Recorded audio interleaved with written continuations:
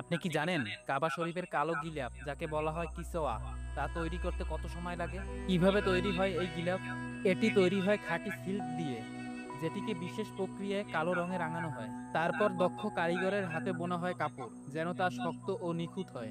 সবচেয়ে বিস্ময়কর বিষয় হলো এর উপরে খোদাই করা হয় কুরআনের আয়াত, যা বোনা হয় খাঁটি সোনা আর রূপোর তারের বিশেষ সুতো দিয়ে। শুধু এই কাজেই চলে কয়েক মাস। গিলাফকে বিশাল 4-5টি অংশে সেলাই করা হয়, তারপর মিলিয়ে দেওয়া হয় কাবার শরীরে। প্রতি বছর হজের দিনে পুরনো গিলাফ সরিয়ে নতুন গিলাফ পরানো হয়, আর পুরনো গিলাফ টুকরো করে মুসলিম বিশ্বের বিভিন্ন রাষ্ট্রপ্রধান ও ইসলামী প্রতিষ্ঠানে উপহার দেওয়া হয়। পুরো গিলাফের কাপড়ের ওজন প্রায় 650 কেজি, স্বর্ণের ওজন 15 কিলোগ্রাম। খাঁটি সিল্ক, সোনালী সুতো আর কুরআনের আয়াত, এ যেন ইমানের সাথে সৌন্দর্যের এক অনন্য মিলন। সত্যিই কাবার গিলাফ শুধু এক টুকরো কাপড় নয়, বরং মুসলিম উম্মার হৃদয়ের এক পবিত্র প্রতীক।